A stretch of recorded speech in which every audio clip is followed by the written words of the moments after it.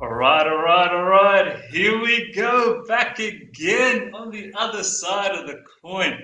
I'm so excited to do this once again. It's been a while since I've done these discussions with with other guests, and I'm glad that I've got two excellent people joining me today. Obviously, as you guys can see, Jay, I've had him multiple times before, but a newcomer, I've got Jam here who's absolutely rocking at the moment in football Twitter. And yeah, it's great to have both of them. First of all, Jan, welcome to the other side of the coin, man. How you doing? Yeah, all good, man. Thanks for having me. Thanks for the invite. Yeah, I've been buzzing since you sent me the message the other day. Really looking forward to this game. Obviously, Chelsea on some good form, so yeah, delighted to be on. Thanks for that. Brilliant, bro. Brilliant. And Jay, my man, how's things? Yeah, back again, bro. It's been a long time, but what? This must be I think this must be like my ninth or 10th time on your show, bro. It's I'm buzzing for it, to be fair. It's been a while. I've had a lot going on. But yeah, it's good to be back. Let's get some Chelsea talk going, man. Do you remember I used to say that this is partly your channel along with Jonathan? So yeah, 100%. You own this. But yeah, guys, let's get cracking into it because obviously we've got quite a lot of things to talk about in this particular preview. And I want to start off with the press conference that Frank Lampard had. Quite a few things that he talked about. First, I want to talk about the journalists that asked the questions. They harped on a lot about Tammy Abraham. So I'll go to Jay first in regards to this. They were talking about Tammy Abraham being in such a fine form in recent times, and obviously I've been a bit skeptical of Tammy Abraham since the end of last season. Because Oliver Giroud took over at the end of last season, but this season, I must admit, since he got his playing time from, I believe, the Barnsley game where he really did well, and since then he's been playing every game. And up until that game that we had against Newcastle, I was tweeting mid-game saying I'm so impressed with Tammy Abraham's attitude and his goal involvement and whatnot. I guess the question that I want to ask you, Jay, is this guy now becoming somewhat undroppable in the sense that if he continues this way, and we already know that Pulisic's just around the corner, I mean, does Pulisic just come back into the team, or he has to fight for his position again? In my opinion, I think there's two undroppables in the whole team, possibly. Maybe I think that would be Timo Werner and Edouard Mendy. But yeah, Tammy's been exceptional, and we've spoken before on your channel a long time ago when we found out first about Timo Werner, I think, and I remember putting across that I think that Timo and Tammy would have a really good relationship because it'd replicate what Poulsen and Tammy had at Leipzig. It's sort of a little enlarged in a way, and yeah, Giroud stepped in at the end of last season, but Tammy's playing an awful lot of football, and he's a young guy, and sometimes you need to step back and learn, and you can see this season he's clearly learning from people like Giroud. His hold-up play has improved. He's looking physically much stronger. He's looking for those intricate passes in the box to play the ball out, but he's also demanding the ball off of star people like Timo Werner, who, in my opinion, and if you look at statistics, is one of the top 5 strikers in world football. And that's not an unpopular opinion. I don't think Pulisic walks back into the side, even though he is clearly the best left winger, and Timo will be the best striker. I think that for 2 reasons. I think 1, because Tammy's performances have been outstanding, but 2, Pulisic has had quite a lot of injuries since he's been here, and I don't want Pulisic to be treated in the way Harry Kane is treated for Tottenham, because we don't need Pulisic as much as Tottenham needs Kane, and he needs to be eased back into the side. We have a lot of depth, a lot of cover. Against Rennes on Tuesday, we've got 5 subs, so there's a lot going on. I think Tammy will keep his place for the next few weeks, for a month or so, and then it'll be when Pulisic gets to start, can he impress as much as Tammy has in his minutes? No, absolutely, man. I completely agree with that. As great as Pulisic is, I think we need to respect the fact that Tammy's in fine form, and it will just be devastating for a young player like that to be dropped after performing that well. I mean, there's some crazy stats going around that he's got like 11 or something like 10 or 11 goal involvement at the moment or something. Yeah, I think he's got a goal involvement every sort of 52 minutes or something. It's around that. That's insane. Let's go into the next question. I want to talk to Jam now. Jam, Frank then talks about in the press conference with the players that are in and out. The notable one, obviously, is Pulisic that's out. The two notable that are in is Havertz and Thiago Silva. How do you feel about Pulisic? There's talks that he is training quite intensely again, and he's hopefully going to be fit for some minutes against Spurs. But do you feel his involvement might be a miss, or do you think we could possibly do without that? Well, with regards to this game tonight, we can do without him. I think for Spurs as well, we could probably do without him. Yes, he is our best left winger.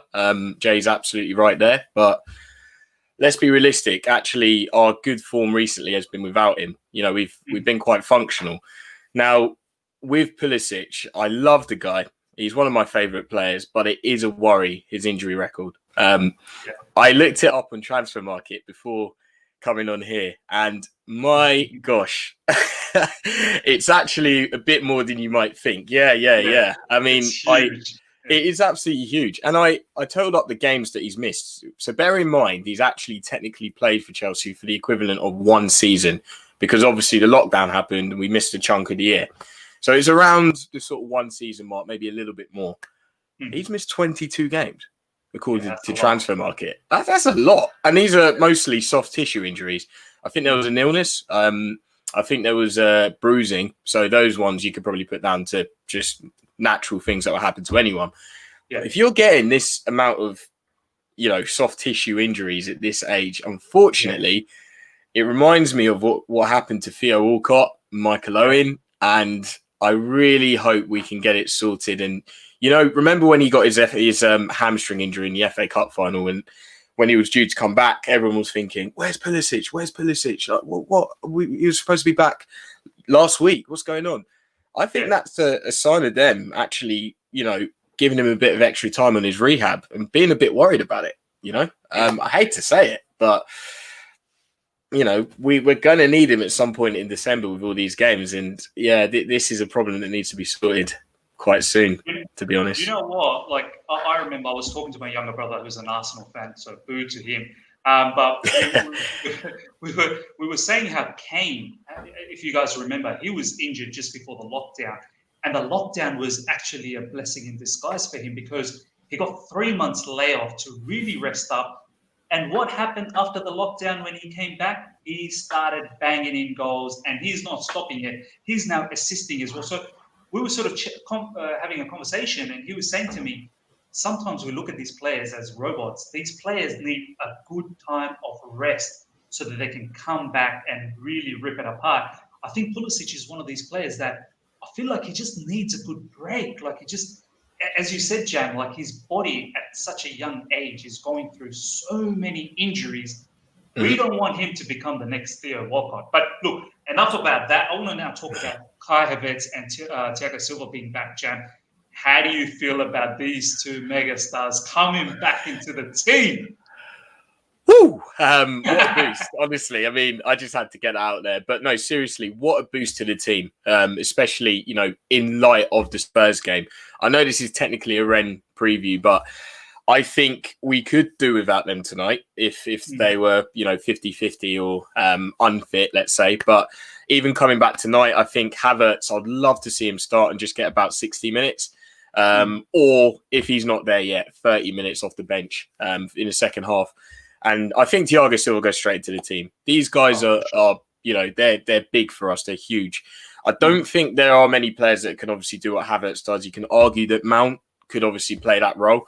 But ideally, for a game like tonight, we want both of them. Or, perhaps we could afford to rotate. It's a bit hard to maybe think of the starting midfield three, but I would love to see Havertz starting tonight just to get some minutes in his legs. And I think Thiago Silva should play the 90 tonight. Man, I'm buzzing, man. I'm buzzing big time to have Thiago Silva back. I mean, look, no disrespect to Rudiger. I think we've all agreed that he's put on a decent performance whilst Thiago Silva's been away. But it's so great to have Thiago Silva back, and he's going to be back in France. So hopefully he's going to feel like he's at home, which is going to be fantastic.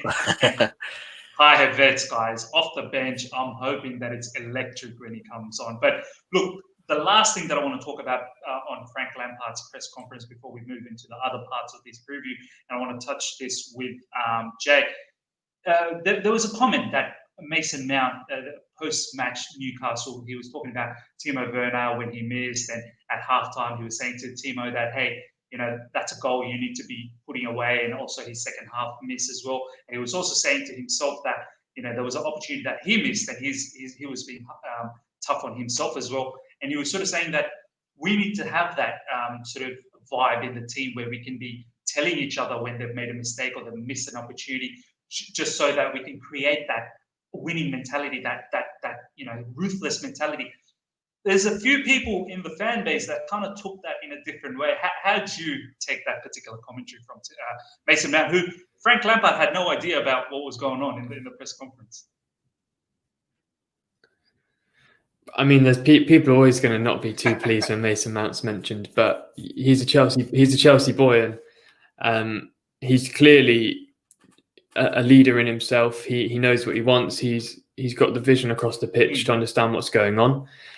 You see, last season he played 50 games, so he's clearly an integral part.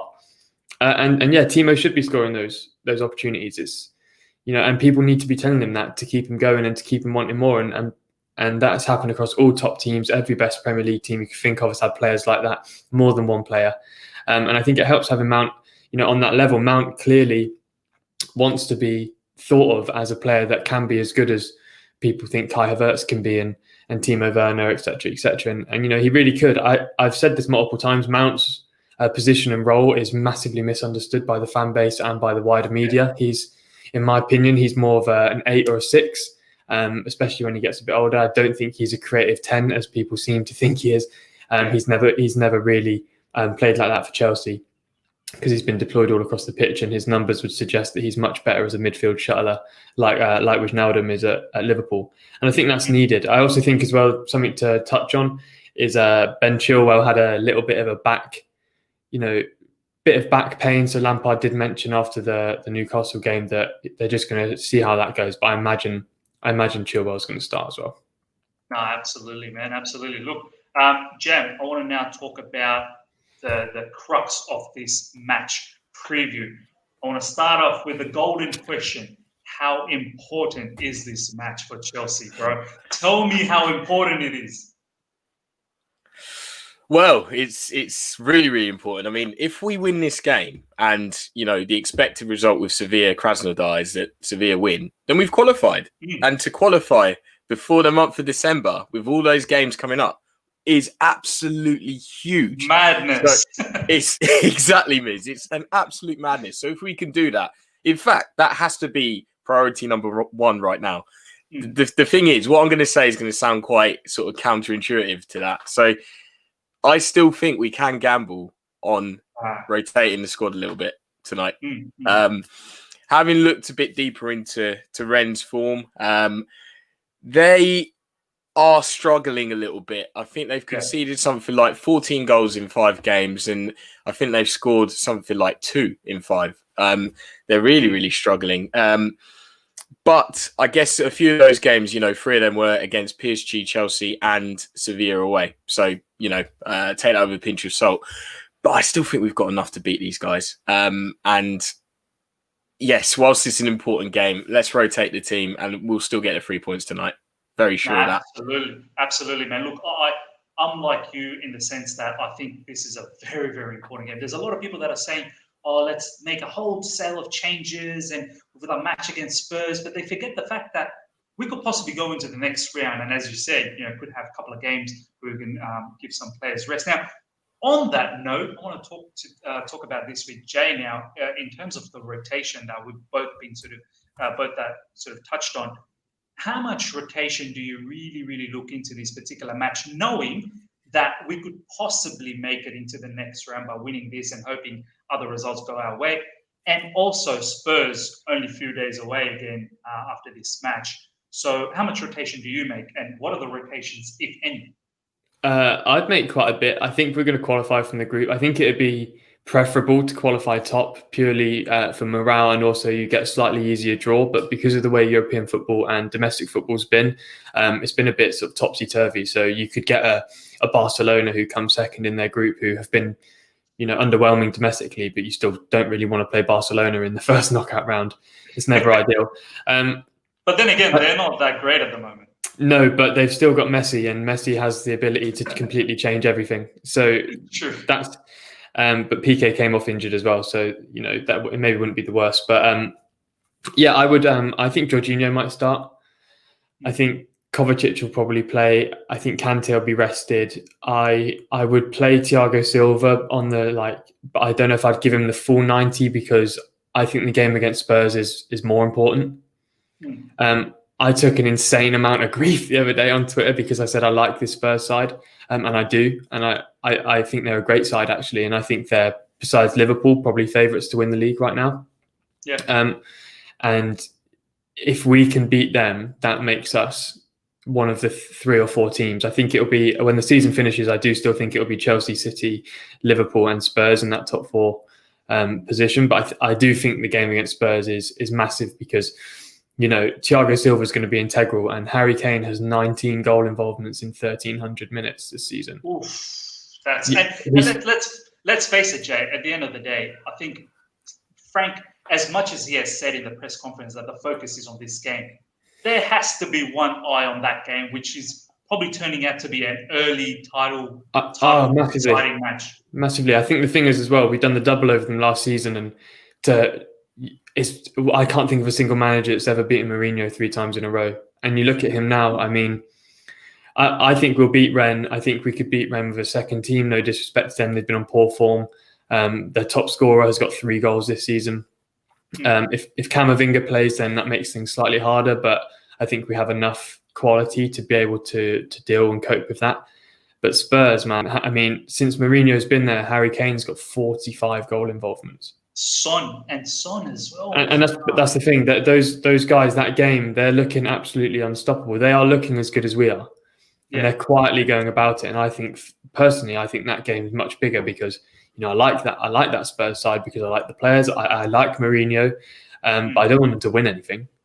I mean, and I think this is going to be the hardest game. We don't have an easy game now until we play Fulham on the 16th of January because we've got Leicester City, Arsenal, Spurs, Leeds, Wolves, all in this period. Yeah, and Villa as well, which they've been decent sides so far. So there's no easy games. I think if we can come out of this game period with around 21 to 25 points, I think we'll come second in the league. I still think Liverpool are going to win it. But I think the Spurs game is massively important because Krasnodar and Rennes are not going to qualify. And I would back Chelsea in a one-off game, especially with 5 subs, to beat most teams in the Champions League this season. For sure. I agree, man. You're right, man. I'm not scared. For some reason, when I saw this particular table, I always sort of felt that we were going to come first from this particular group. But then obviously that first match against Sevilla kind of made me think, got a bit crazy after that performance that we had. But right now, the way we are playing, I think we can easily take Sevilla in a one-off game 100%. and see them off. But before I go to Jam, in regards to how we combat Rennes, I want to talk to Jai in regards to his ideas. I'm not sure how much you follow French league, but I know you're a man that follows pretty much every league out there. What are some of the threats off the back of the match that we saw initially from Rennes? I kind of saw Rennes, they're very, very good with the possession, even with not that many big names in their team, but they play as a team. They press well. They hold the ball well. And they've got high energy. So what do you think this time, them being at home, what are the major threats for us? I think, okay, there's 3 threats, I think. Firstly, and I'm going to butcher the name, so please forgive me. Naef Aguerd, I think he's got 3 goals. He's their top scorer. 3 goals in 900 minutes, so it's nothing spectacular. However, he is their top scorer, and I think they're going to want some opportunities falling at his feet. Secondly, and most obviously, you've got Camavinga, who is the sort of star boy of French football at the moment, 18 years old, I think, already playing for the French national team. I've got written here 90% pass accuracy, 1 goal, 1 assist, 1 key pass, 1.3 key dribbles, 2.4 tackles. This is all per 90 as well, apart from the goals and assists. So he's really looking like a, I don't want to make it. I don't want to make a lazy comparison, but he is looking similar to how Paul Pogba looked when he was coming through, especially at Juventus. Maybe slightly more defensive than offensive, but he's looking particularly impressive, and he will make a big move in summer, I'm sure. And I think the main concern actually is that Rennes are strongest at attacking set pieces. And that is something we are quite weak at defending typically. Their strongest attribute as a side is when they're taking attacking set pieces. So if we can make sure that on corners and free kicks and around the box, we get our, Zuma has the highest aerial win rate in world football at the moment. So I think if we can make it's 96.2% or something like that, it's absolutely crazy. Zuma. Not to forget, we took their keeper. So yeah. Kudos to us. So I think if we can nullify their set pieces, I think they're going to really struggle to find a way through the back line, and I think it should be okay.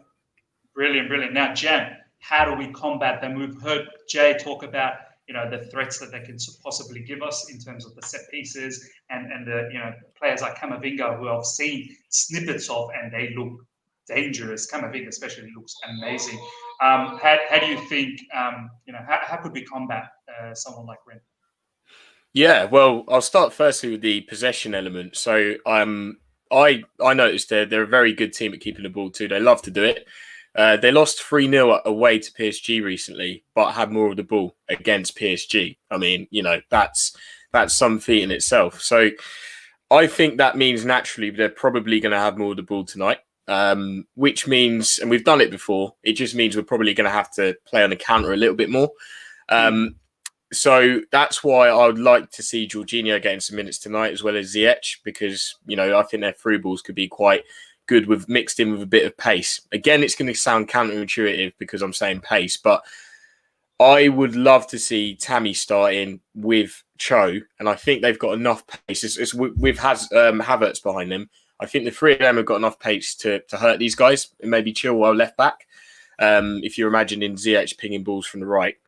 I would still rest Werner, although if he did start, I think it'd be massive in that sense. And yeah, I mean, looking at their aerial threats, we've got Silva and Zuma. Zuma, man. I mean, I'm not too worried about that, but if that is one of their threats, I think we've got enough to deal with that.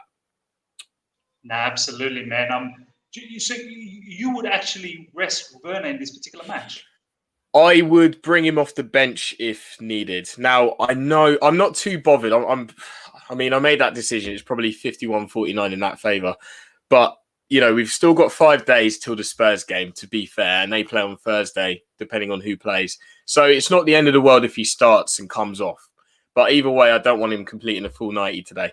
And I'd like to see Cho get some minutes, but I know that that's not necessarily a priority. So, I'm happy to sort of sacrifice that if need be.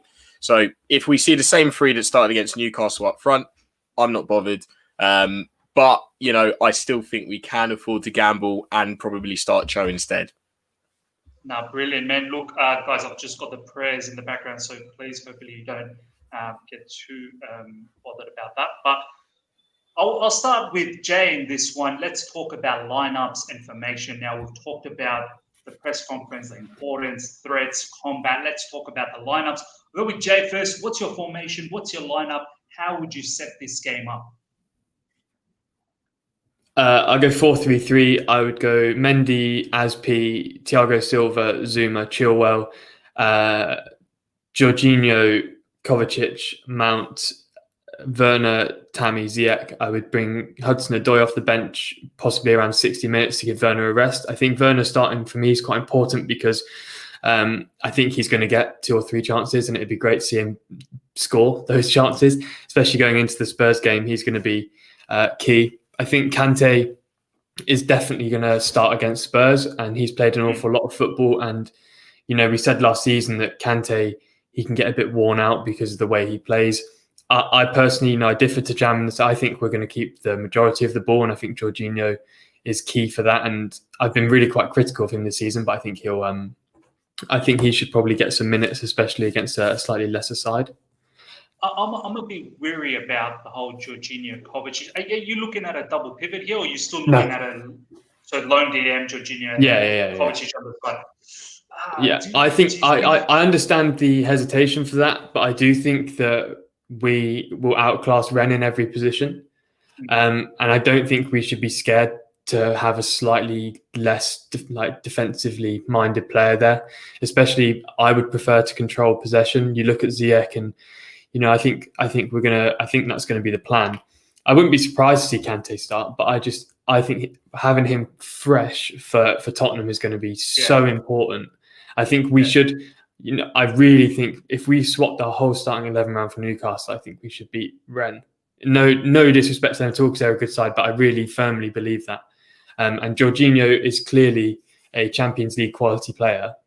But if he's struggling, you can take him off. You can do this and that, but also he is an on-field leader, and I think that might work. I think Kovacic has done really well covering for Kai, and I think Kai will come on for him at some point in the game, probably around 60 minutes as well. So there'll be a lot to chop and change, and with 5 subs, we have an incredible amount of strength and depth. So, I think it'll be all right. I think, look, I completely understand what you're saying in regards to, I suppose Jorginho starting because we have that match against Spurs coming up, so it kind of makes sense. So let's go to Jam. Jam, what's your formation? What's your lineup before I give mine? Yeah, it's not too dissimilar from that. Obviously, Mendy in goal, right back Aspi, centre back Zuma, Silva, left back Chilwell. I would go Jorginho lone DM as well, Kovacic, and I would start Havertz or Mount. I'm 50-50 on that. Either way, Havertz either getting 60 minutes or 30 minutes. Either way, if he's up to 60, start him. Give Mount a break. Then I would, again, like I said, I'm 51-49 on this, but I'd go Ziyech, Tammy, and Cho. But if it's Werner starting, I understand the rationale behind him starting, getting 60 minutes. He didn't complete the game the other day, so, I kind of get it. Maybe go 1 or 2-0 up, then put Cho on. I get that. Either way, I think we've got enough to beat this team. Yeah, I'm starting to I had this team sort of lined up in my mind, but now off the back of talking to you guys, I'm starting to think maybe it is a game where we should be rotating a little bit because of that game against Spurs. Like you said, Jam, you're a bit weary about Werner starting. Jay was talking about how Kante probably needs a bit of rest as well. I definitely understand the logic, but and you're right. Like we've got enough depth. Whoever comes in should still be able to beat this particular Rennes side. And once again, no disrespect to them. So my team, guys, I'm a bit confused now, as I said, after talking to you two. So you know what I'm going to do? I'm not going to be confused. I'm just going to stick to my team that I kind of had in my mind. So that way I know that's how I felt. So Mendy to be the keeper, obviously. He knows Rennes very well. So that's an insider man for us. So he's going to be great. In the back line, I'd have Thiago Silva, Zuma. I'd actually start with Azpilicueta because, Reece James, he's played quite a few matches, and I think the Spurs game is going to be quite important for us, for him to play. And Azpilicueta is still very, very good. He'll come in and he'll give us at least minimum 8 out of 10 performance. So I'm happy for Azpilicueta, and he's fresh. He hasn't played for a little while, so he should be raring to go. And in the left back, Chilwell, the only reason is because I don't have any confidence with Emerson or Alonso. But I would also put a caveat that if we're doing well and we are ahead, we should take off Chilwell sometime early and put someone like Emerson in. In the middle, I would have Kante, I would have Kovacic and Mason Mount. But obviously, off the back of talking to you guys, kind of makes sense not having Kante and having him in against Spurs. But as I said, I'll stick to my team that I sort of walked in with in the beginning. Up front, Hakim Ziyech, guys, he is, that last match, obviously, he didn't get to. We won 3-0. He didn't get to do much in that particular match. I feel like this match is going to come out trumps. Timo Werner and Tammy Abraham, I feel like those three they can't be dropped at the moment. But having said that, I do like the idea of Cho starting instead of Werner. But yeah, my team would be that, guys, in regards to how we would combat them. Let me all know, everyone, your lineups and formation in the comments below. So that's our lineup, guys. Hope you guys enjoyed that. Let's talk a little bit about some fan questions that we got yesterday, which is going to be interesting to look at, guys. Let me just bring this up. We've got some really, really interesting questions. So I'll go with Jay first. So one of the questions I've got here, let's bring up this post, guys. I'm excited. They're making me laugh yesterday, reading them. Oh man, where is this post? Oh, I can't find Oh, it. no, He's here we go. done I it. had it as my pin post. There we go. Okay, first up, Cheyenne. As we all know, he's one of the cool dudes from football Twitter who puts in amazing interactions. So his question, first of all, to Jay is: one, will you be tempted to rest a couple of players, keeping the weekend fixtures against Spurs in the mind? If yes, who? Or I think we've already answered that. So, guys, just a quick fire from you, Jay. Yeah, 100%. Spurs game's far more important because we should beat Rennes anyway. We're looking imperious, one of the best teams in Europe, I think, at the moment on form. So we should really be prioritising beating Spurs. That's simple as. Brilliant. Number 2 question he had was: do you guys think Rudy has nailed that third CB spot now? And what do you think is the biggest picture with respect to him? Do you want me to answer or do you want Jam to answer? That one's for you as well, Jay. Okay. Do I think Rudiger's got it? Probably. I don't personally think that he is the third best. I think AC or Tomori is, but I know that there are some struggles with Tomori at the moment. But yeah, Rudiger's fine. He's still a Germany international, and he'd probably go to a decent side as well. So yeah, third centre back is fine. I think he's all right. Perfect. Jan, question for you. Should Cho, Azpilicueta, Jorginho start tomorrow? Should we sell Kepa in the winter transfer window? Who should we sign if Kepa leaves? Prediction for the game at State of Rennes. It's a loaded question. Certainly is. I mean, actually, those three were in my starting 11. They were. Azpi, Cho, and Jorginho. I think if they start, we still win. So I'm happy for them to get some minutes. Azpi hasn't played much at all recently, so he's fresh. Jorginho, same thing. And Cho, same thing. So, chuck them in. They're all eager to try and get into this starting 11. So, yeah, I think that will get us across the line. So, yeah, by all means, put them in. Kepa, sell. I think commercially that doesn't make sense. Now, we paid a lot of money for him. And obviously that value's gone down. What he needs to do is he needs a loan. He needs a loan to go out and get his confidence up and hopefully get back to the heights of which we bought him on. And now I know that that's a bit controversial saying that because some people say he was never that good, but let's not go there. If he can get his confidence back and start, getting these clean sheets, making big saves again, then I think it will be a good time for him to move on in the summer. And it makes sense commercially, get back some of that value, and we can make a little bit more cash on him. And then we can go to Caballero and Czech as our third choice. Prediction for the match on this question from Data. What's your prediction, Jan? So, in terms of scores, I'm going 2-0 Chelsea. I think it will be a pretty straightforward game in the end. I think the first half will be a bit slow and maybe laboured while we're trying to find our feet. Hopefully get a goal before the first half finishes. And then, we'll score again. And I think we'll just keep Rennes at arm's length.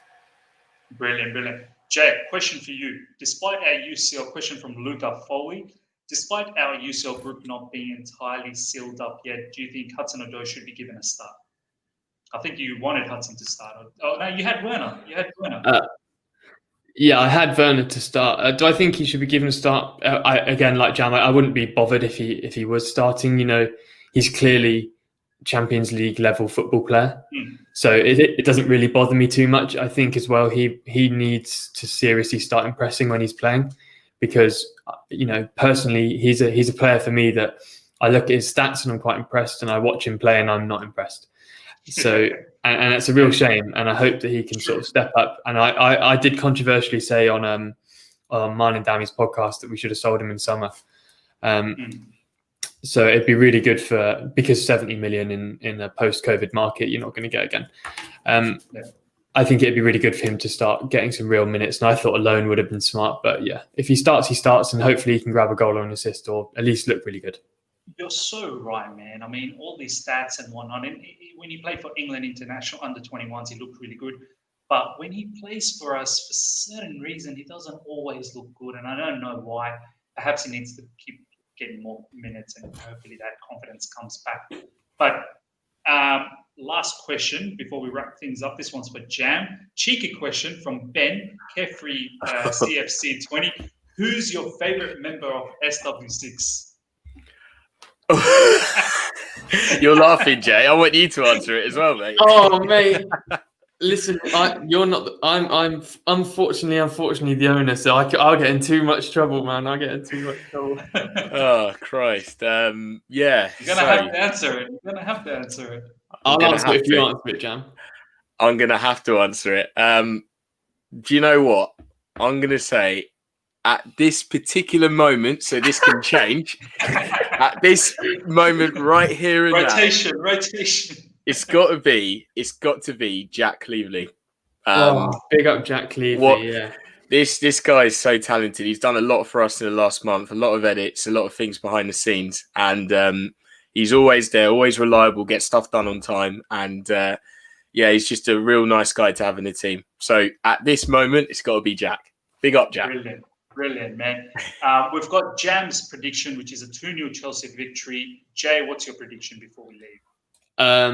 I think my prediction is probably 2-0 as well. And, in terms of favourite SW6 member, myself and Ellie are the co-owners, and then Jam and Rob Prattley are the head of, social media and written content as well. So they're all absolutely amazing. We've got a brilliant team, but Charlie Castillo is one of our writers, and he's been one of my very close friends since I met him at university. So I've known him for a really long time. Nice. So in terms of that, Charlie would be my closest friend on the thing because I see him a lot. But yeah, everyone is absolutely outstanding. Shout out to Charlie. Now, so 2-0 from Jam, 2-0 from Jay.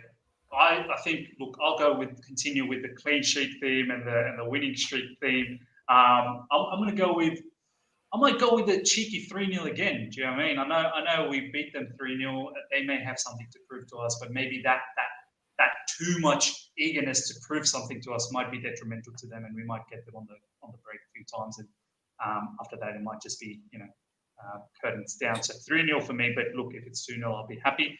But guys, thank you so much to everyone that has joined in this stream throughout the stream. Thank you heaps for coming in and joining with us. I'm going to be having more of these, so please keep tuning in. I'm planning to have another one post-match this one, so hopefully you guys can all come in. Thank you for all the comments that you guys have put on. Please smash that like button because that helps out the channel a lot, so don't forget that. And before I go, firstly, Jan, thank you so much for coming into this channel. Some final few words before you go. I've got all your socials in the description, so don't worry, they can all get you. Oh, cheers, Miz. It's been an exciting debut. Thanks for that. Hopefully a few more to come. But no, it's been great fun. A few more words up the Chels. Hopefully roll on to Sunday and we beat Uncle Jose. Looking forward to that one. Yeah, baby. Jay, my boy, I don't need to say much about you. I love you, man. And can't wait to have both of you guys back on. But some final words before you go for all our viewers out there. Yeah, well, obviously, thanks for having me on, bro. For people that are watching, please check out SW6 Daily. But more importantly, please subscribe to Miz's channel because he does work really, really hard to put out amazing content. Follow him on social media if you don't, because his threads and his input are some of the best you'll see. Big up the Chelsea. Yeah, let's go. Brilliant. Thank you so much, guys. Hope everyone enjoyed this particular preview. We've covered a lot of stuff, so reel it back on, check things, and have a good discussion. Until next time, guys, up the Chelsea. See ya.